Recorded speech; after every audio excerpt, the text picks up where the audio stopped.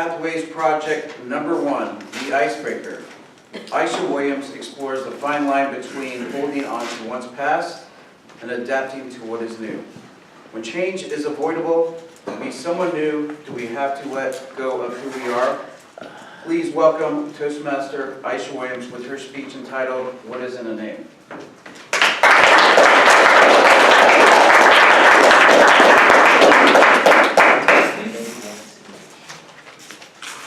Good morning, fellow Toastmasters and guests and members of the Morning. The other day I was ordering takeout. The lady on the phone got upset with me very quickly. She told me that I forgot to introduce myself. Thinking that she wants my credit card information, I said right into it. And she said, wow, honey, I am so sorry. No wonder you don't want to give your name out. They really did mess that one up, didn't they? So this is how my name is spelled.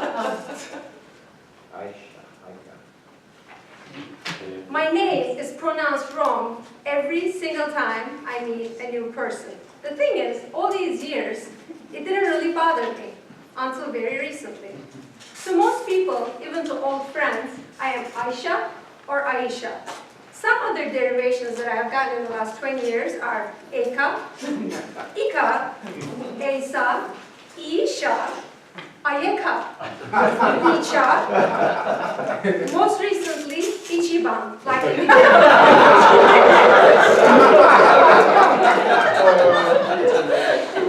in the Japanese instant noodles, right?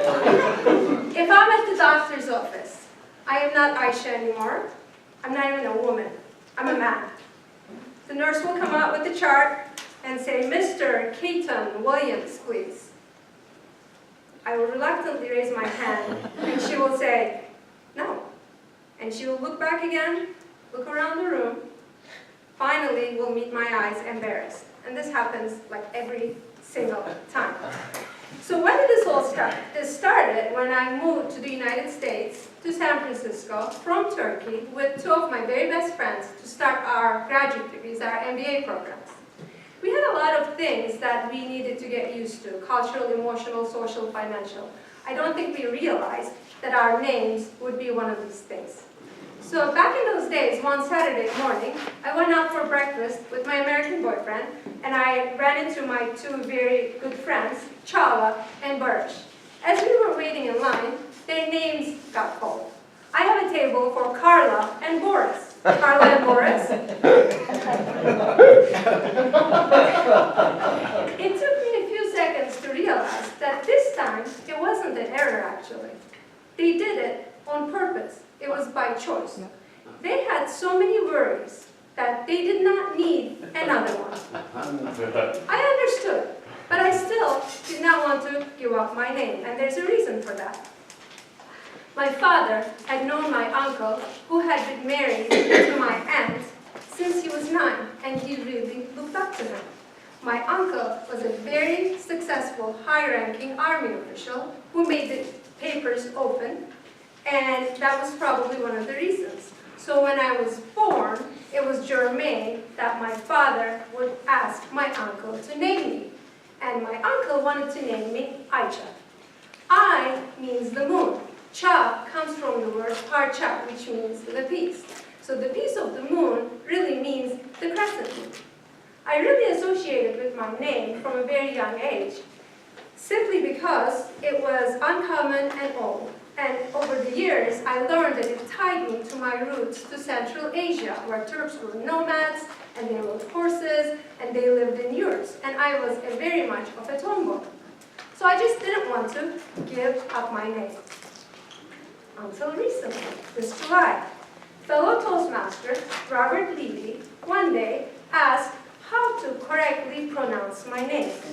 It was something about the way he asked. It was very genuine. I noticed it. He wanted to make it right. And a thought came full circle for me. When you adapt, whether it's good or bad, it's not only for yourself, but it's also for others around you. All these years, I had been putting in misery to everybody that I came across to. So enough was enough, right? But what could I do? My cousin, whose name is Sanu for short, goes by Sandy when ordering out. So am I supposed to be Ashley now? There has to be a middle ground in this thing, right? So I thought of my American husband and all the resourceful ways that he tries to remember Turkish names. One of the ones is this name, Can, which is written as C-A-N, like a can of beans, but it's John. And then there's Toygun, which all he's hearing is a toy gun. And then there is tour guide, which is sounding like a tour guide, right? And finally, don't even get me started with my aunt, who started all of this thing by marrying my uncle. Her name is I-10, and it sounds like the I-10 freeway. So the next day, I walked into my office, and the phone rang, and I picked it up, introduced myself, and the lady said, "Can you please repeat yourself?" And clarification, like my life. So I said, "I like your eye. Cha, like cha-cha-cha." And the sunny and warm laugh that followed from her was just absolutely priceless. I knew she was never going to forget my name again. So there you go. Maybe it's not weak to change and adapt.